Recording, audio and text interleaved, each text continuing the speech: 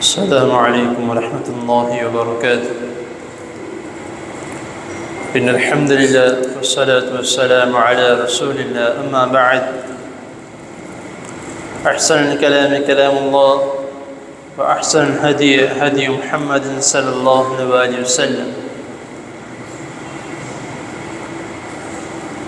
حضرات محترم، اللہ تعالیٰ کی توفیق سے اور آپ دوست احباب بزرگوں کی دعاؤں سے رسول اللہ صلی اللہ علیہ وسلم سے محبت کا صحیح معنی کیا ہے، اس کے متعلق چند باتیں آپ کے سامنے اختصار کے ساتھ بیان کی جا رہی ہیں. ہمارے معاشرے میں اکثر بیشتر لوگ ایسے ہیں جن کو اگر دنیا اور دین میں سے کچھ چننا پڑے تو دنیا زیادہ تر لوگ جو ہیں وہ چنتے ہیں کہ دین لوگ کیا کہیں گے، رشتہ دار کیا کہیں گے، دوستوں کی کمیونٹی ہے وہ کیا کہیں گے، میں تو برباد ہو جاؤں گا، میرے سے رشتے ناطے توڑ دیں گے، میرے سے تعلقات توڑ دیں گے، میرے سے بزنس چھوڑ دیں گے، کاروبار چھوڑ دیں گے اگر میں دین کی طرف آ گیا یا دین کی باتیں ان کے سامنے کرنے لگ گیا. ابھی کل کی ہی بات ہے، بلکہ غالباً پرسوں کی، جب میں درس دے کے فارغ ہوا تو شاید آپ میں سے کسی نے دیکھا ہوگا کہ ایک بھائی میرے پاس آئے تھے. تو مجھے کہتے ہیں کہ حافظ صاحب آپ سے ایک مسئلہ پوچھنا ہے. کیا پوچھیں؟ کہتے ہیں کہ میں نے رمضان میں یہ وعدہ کیا تھا، یہ نیت کی تھی، نظر مانی تھی، پہلے میں شیو کراتا تھا تو رمضان میں اعتکاف بیٹھا تو اس وقت میں نے یہ نیت کی کہ میں آئندہ شیو نہیں کراؤں گا، میں داڑھی رکھوں گا. تو ابھی کچھ ہی دن پہلے کہتا ہے کہ جب میں نے داڑھی رکھنا شروع کی میرے اوپر گھر والوں کا بوجھ آ گیا، انہوں نے تانے دینا شروع کر دیے کہ تم کیا مولوی بننا شروع کرتی ہے.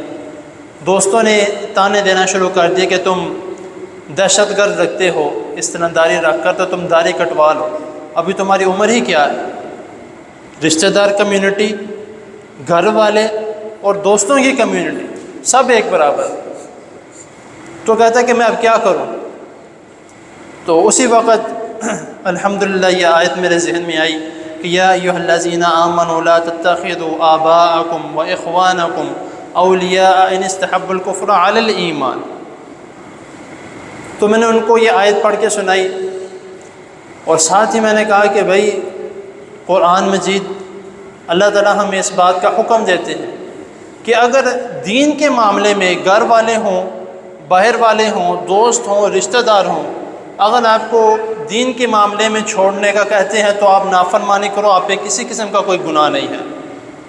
میں نے کہا آپ رسول اللہ صلی اللہ علیہ وسلم کی سنت کو رکھ رہے ہیں، آپ کو گھر والے اس سنت کو کاٹنے کا کہہ رہے ہیں تو وہ گنہگار ہیں، اور آپ اگر ان کی بات مانتے ہو بے شک مجبوری کے تحت ہے تو وہ آپ بھی گنہگار ہو، کیونکہ آپ کا رائٹ ہے، آپ کا حق ہے، آپ کا اپنے اوپر کنٹرول ہے کہ آپ اس بات کا خیال کریں.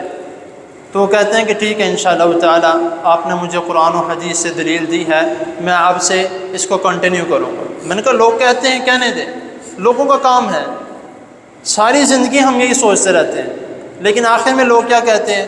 انا للہ و انا الیہ راجعون، اس کے علاوہ کوئی اور الفاظ نہیں کہتے. تو لیکن ہم ساری زندگی یہی پرواہ کرتے ہیں کہ لوگ کیا کہیں گے، رشتہ دار کیا کہیں گے، دوست کیا کہیں گے. تو اسی آیت کی اگلی آیت میں جو ہے وہ اللہ رب العزت فرماتے ہیں قُلْ إِنْ كَانَ آبَاؤُكُمْ وَإِخْوَانُكُمْ وَأَزْوَاجُكُمْ وَعَشِيرَتُكُمْ وَأَمْوَالٌ اقْتَرَفْتُمُوهَا وَتِجَارَةٌ تَخْشَوْنَ كَسَادَهَا وَمَسَاكِنَ تَرْضَوْنَهَا أَحَبَّ إِلَيْكُم مِّنَ اللَّهِ وَرَسُولِهِ وَجِهَادٍ فِي سَبِيلِهِ فَتَرَبَّصُوا حَتَّى يَأْتِيَ اللَّهُ بِأَمْرِهِ. کہ اے پیغمبر صلی اللہ علیہ وسلم ان کو کہہ دیجئے کہ اگر ان کے بیٹے، ان کی اولاد، ان کے باپ، ان کی بیویاں، ان کے بھائی، ان کے رشتہ دار اور تجارت کے معاملے میں یا اپنے گھریلو معاملے میں، گھر کے معاملے میں، وَمَسَاكِنَ تَرْضَوْنَهَا، اپنے گھر کے معاملے میں اگر اس کی زیادہ محبت تمہارے دل میں ہے اللہ اور اس کے رسول صلی اللہ علیہ وسلم سے، تو پھر تیار رہو، اللہ تعالیٰ کا عذاب تم پر آنے والا ہے۔ تو اسی طرح ہے، ہماری بے برکتی ہم پر کیوں ہے؟ ہر قسم کی مصیبت، پریشانیاں، تکلیفیں، بیماریاں کیوں ہیں؟ صرف اسی وجہ سے ہم نے دین کو پس پشت پھینک دیا ہے۔ ہمارے لیے سب سے عزیز کون ہے؟ ہمارے لیے گھر والے ہیں، یا ہمارے لیے اپنے کوٹھیاں مکان ہے۔ حرام کما کے لون لے کر سود پہ ہم چیزیں، گاڑیاں خرید رہے ہیں، گھر خرید رہے ہیں، اور ہم کہتے ہیں کہ ہم خوش رہیں۔ ایسا تو نہیں ہو سکتا۔ دین کو نست و نبود کر کے ہم جو ہے وہ کہتے ہیں کہ ہم دنیا حاصل کر لیں اور پھر ہمیں برکت بھی ہو، ایسا نہیں ہو سکتا۔ کیونکہ رسول اللہ صلی اللہ علیہ وسلم سے ابھی میں تھوڑی دیر پہلے، تقریباً آدھا گھنٹہ پہلے لاہور گیا ہوا تھا، تو اس سے واپسی میں آیا تو کسی کام سے، تو میں نے وہاں پہ دیکھا کہ مارکیٹ بازار میں محفل لگی ہوئی تھی۔ وہاں پر نعت خواں نعتیں پڑھ رہے ہیں، کیا کیا کر رہے ہیں۔ اب نعت خواں بھی اللہ تعالیٰ ہدایت دے اس طرح کی ہیں کہ سر پہ پگڑی پہنی، داڑھی کوئی نہیں، نعت خواں ہے، رسول اللہ صلی اللہ علیہ وسلم کے نام لے رہے ہیں لیکن داڑھی کوئی نہیں ہے، کلین شیو ہے۔ یہ ماشاءاللہ ہمارے نعت خواں ہے۔ تو پھر کہتے ہیں کہ بھئی تم گستاخ رسول ہو، تم فلاں ہو، تم فلاں ہو۔ مجھے اچھی طرح یاد ہے، میں نے پچھلے سال اس کے متعلق درس دیا تھا، تو ایک بھائی نے ویڈیو کے نیچے باقاعدہ اس نے کمنٹ لکھا تھا کہ یہ اس کی باتیں نہ سنا کرو، یعنی کہ میرا نام لے کر اس نے کہا کہ حافظ احسان کی باتیں نہ سنا کرو، یہ لوگوں کو گمراہ کر رہے، گستاخ رسول ہے۔ تو میں نے کہا کوئی بات نہیں بھائی، اگر میں ہوں تو آپ کوئی دلیل لے کے ہیں جو میں نے قرآن اور حدیث کے خلاف بات کی ہو۔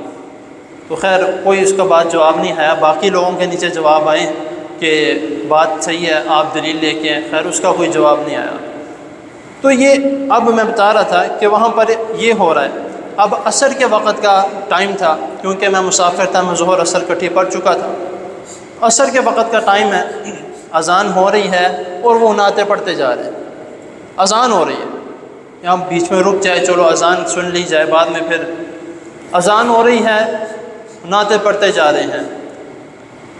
ادھر اس جگہ پہ جہاں پہ یہ محفل سجی ہوئی تھی، تقریباً میں 20 سے 25 منٹ وہاں پہ رہا، تو ہر مسجد میں تقریباً زیادہ سے زیادہ اگر نماز کا ٹائم لگایا جائے اذان سے لے کے نماز تک، تو 15 سے 20 منٹ کا وقفہ ہوتا ہے۔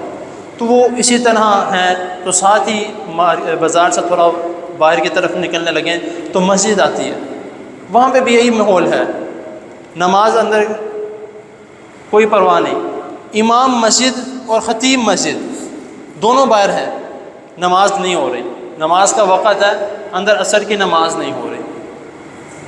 تو یہ ہم کہتے ہیں کہ بہت ہمیں محبت ہے، ہمیں فلاں ہے، یہ ہے، وہ ہے، یہ محبت نہیں ہے۔